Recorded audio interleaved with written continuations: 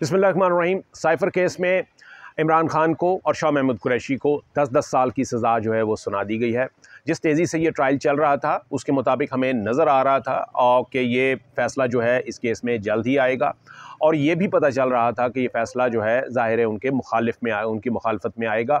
उसकी वजह ये कि जितनी भी ये प्रोसीडिंग हुई है उसमें जो इस्तग़ासा के गवाह यानी जो मरकज़ी गवाहान की अगर हम बात करें, जिसमें कि आज़म खान शामिल थे, और आज़म खान जो कि उनके प्रिंसिपल सेक्रेटरी रहे इमरान खान के, वो जब सुल्तानी गवाह बन गए यानी उन्होंने कहा कि जी मैं ये बयान देने के लिए तैयार हूँ कि साइफ़र जो था मैंने इमरान खान को यानी अपने वज़ीर आज़म को दिया था, और उनके बयान की बुनियाद पर फिर ये फ़ैसला जो है ये सामने आया है।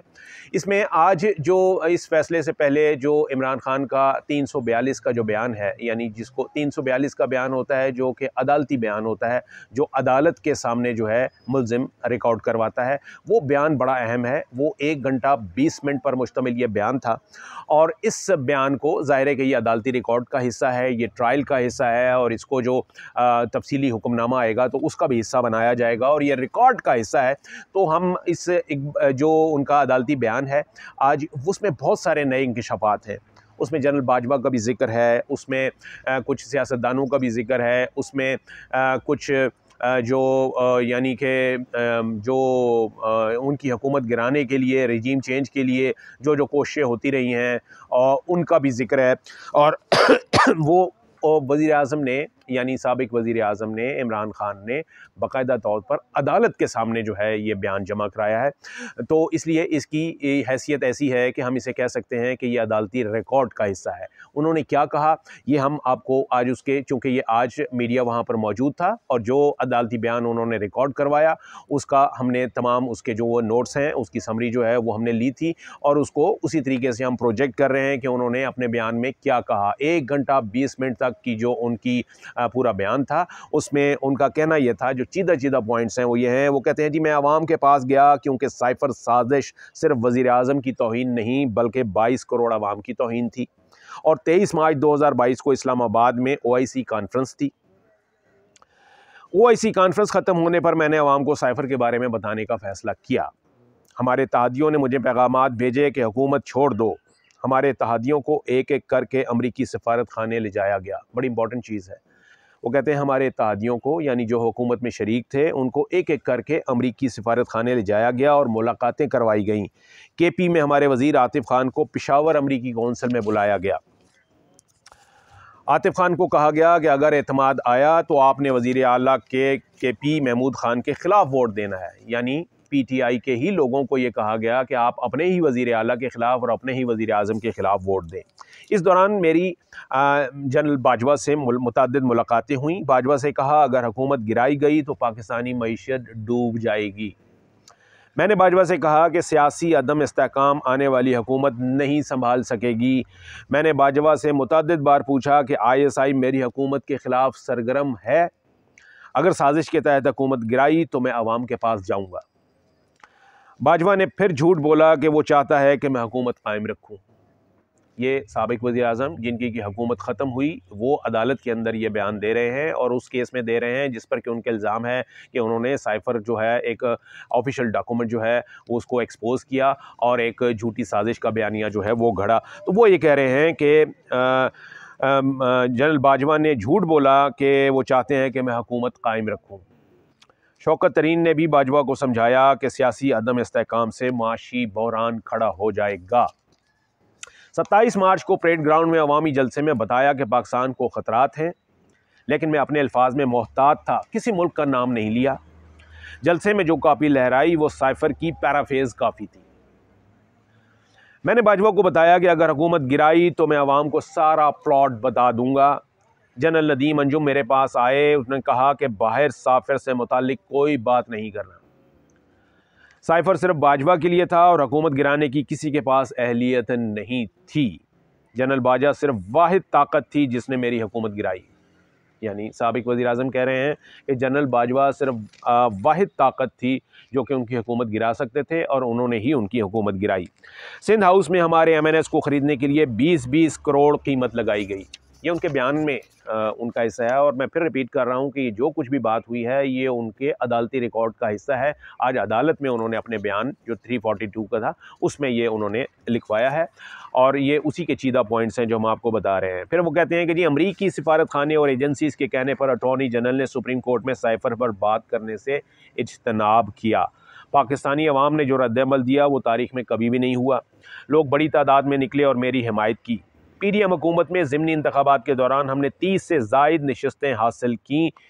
22 अगस्त को सदर हाउस में मेरी जनरल बाजवा से फिर मुलाकात हुई। उस वक्त मईशत डूब रही थी, महंगाई रिकॉर्ड 38% पर थी, ग्रोथ रेट 6.17% से गिरकर मनफी में चली गई थी।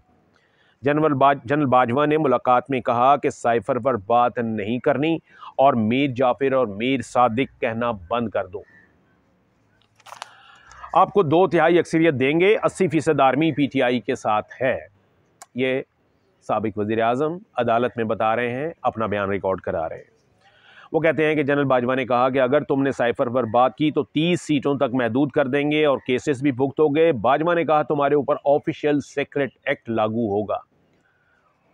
मेरी हुकूमत गिरने के बाद पाकिस्तान में तारीख की बदतरीन माशी बहरान पैदा हुआ। जनरल बाजवा ने मुद्दत मुलाजमत में तोसी के लिए शहबाज शरीफ से वादा किया था कि वो मेरी हुकूमत गिराएंगे।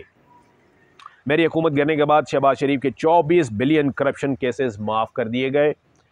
पीडीएम हुकूमत पाकिस्तान के लिए तबाहकुन साबित हुई। फिर वो कहते हैं कि जी वज़ारत उस्मा के दौरान रजीम चेंज की इंक्वायरी का मुतालबा करता रहा। काबीना ने जनरल तारिक को साइफर इंक्वायरी कमेटी का सरबराह मुकर्रर किया था। केस की जांच पड़ताल के बाद जनरल तारिक ने हाथ खड़े कर दिए क्योंकि आर्मी चीफ पर उंगली उठती थी। रजीम चेंज के मामले में वो मुकम्मल ज़िम्मेदार ठहरा रहे हैं उस वक्त के आर्मी चीफ को और नाम लेके कह रहे हैं कि जी उन्होंने ही उनकी हुकूमत जो है वो गिराई थी। आज ये उन्होंने अदालत में बयान रिकॉर्ड कराया और इसके अलावा उनका ये कहना था जब ये बयान ख़त्म हुआ तो जो खुसूसी अदालत के जज थे, जज अबुल हसनात ज़ुल्करनैन, उन्होंने कहा कि जी हमें यह बताया जाए कि आप जो साइफ़र की कापी है वो कहाँ थी और आपके पास से कहाँ गई। उनका ये कहना था, उन्होंने जवाब दिया कि मैं इस मुतालिक अपने उसमें बता चुका हूँ कि साइफ़र मेरे ऑफ़िस में था, उसके बाद ये कहाँ गया मुझे नहीं मालूम। इसके बाद फिर जो है वो जज अबुल हसनात ज़ुल्करनैन जो कि खुसूसी अदालत के जज थे, जिन्होंने आज इसकी कार्रवाई कंक्लूड की और अपना जो फ़ैसला था वो सुना दिया। और वो फ़ैसला ये था कि इनको रिगरस इम्प्रिजनमेंट मिलेगी। यानी रिगरस इम्प्रिजनमेंट का मतलब यह है कि कैद होगी और कैद बामुशक्क़त होगी और 10-10 साल का दौरानिया होगा। दोनों को, प्राइम एक्यूज़्ड इमरान खान को भी और शाह महमूद कुरैशी को भी 10-10 साल कैद की सज़ा सुना दी गई।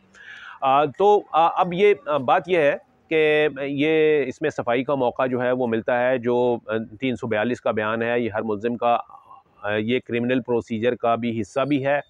किसी ट्रायल में ये लाजमी होता है कि आप जो मुल्ज़िम का बयान है वो रिकॉर्ड कराएं और उसके बाद फिर देखा जाता है शवाहिद की रोशनी में। तो इसमें जो शवाहिद आए थे, जो ऐनी शाहिदीन जो पहुँचे थे, यानी जो विटनेसेस थे इस्तग़ासा की जानिब से, जिसमें कि मैंने बताया कि ये सबसे ज़्यादा अहम गवाह जो थे वो उस वक्त के प्रिंसिपल सेक्रेटरी थे आज़म खान, उनका बयान जो था वो सबसे ज़्यादा था। और असद मजीद जो उस वक्त वहाँ पर पाकिस्तान के सफ़ीर थे, जिनके ज़रिए ये साइफ़र जो है यहाँ तक पहुँचा था, वो इन दोनों के बयानात जो थे वो इमरान खान के मुखालिफ गए थे। तो एक तरह से ये कहा जा सकता है कि ये उस वक्त के वो अफसरान थे जिन्होंने कि एक किस्म का अप्रूवर का किरदार अदा किया और अपने ही वज़ीर आज़म और अपने ही बॉस के ख़िलाफ़ बयानात जो हैं वो दिए। इसमें ज़ाहिर है इन गवाहों के बयानात की बुनियाद पर और उसी की रोशनी में ये सज़ा जो है वो सुनाई गई है। और अब इसका तहरीरी फ़ैसला भी आ जाएगा थोड़ी देर बाद। तो फिर मज़ीद पता चल जाएंगी कि वो क्या वजूहात थी और क्या रीज़न्स थी जिसके बाइस ये साबित हुआ कि साबिक़ वज़ीर आज़म इमरान खान जो हैं वो साइफ़र केस में ऑफिशियल सीक्रेट एक्ट की जो दफ़ात थी उसमें वो उन जो चार्जेस लगाए गए थे उनके वो मुर्तकब पाए गए और फिर उनको सज़ा जो है वो किस बुनियाद पर सुनाई गई। तो ये तफसीलात जो हैं और तफसीली वजूहात जो हैं ये हमें तफसीली फ़ैसले में मिल जाएंगी जब रिटर्न ऑर्डर आएगा। अभी सिर्फ ज़बानी फ़ैसला जो है वो सुनाया गया है और वो यही है कि जी आपको 10-10 साल कैद की सज़ा सुनाई जाती है। Thank you.